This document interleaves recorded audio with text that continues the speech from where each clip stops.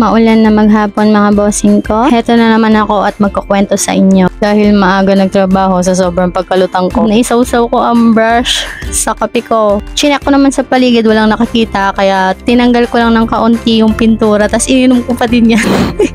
Okay pa naman siya, lasang diesel nga lang. Then yan, yung unit na lowered. Lapit na siya matapos. So habang binipinturahan ko siya, may isang dumating na sidecar. Pagawa siya ng full door.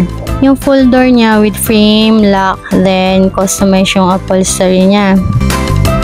Medyo kinabahan ako ng kaunti. Nag-alanganin ako kasi may design.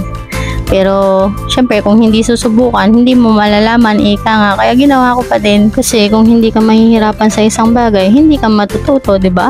Kahit pa paano, ayun, kaya naman, pinilit ko, huy. And tada, ayan na po siya. Quality yan. Uy, charot.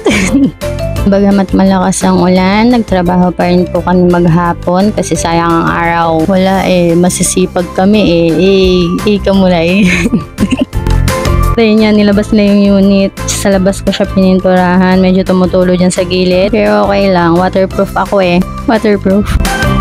Yan po ang mga kasamahan ko dito sa shop. Mga sidecar builders din sila. Sa mga gusto magpagawa ng heavy duty unit, welcome na welcome po kayo dito sa Marvin Sidecar Shop. Tiyak to sawa po sa pagkakagawa and sa mga materialis na gamit with mga freebies yan. Kayo na humusga para din yung masabing pure sale stock.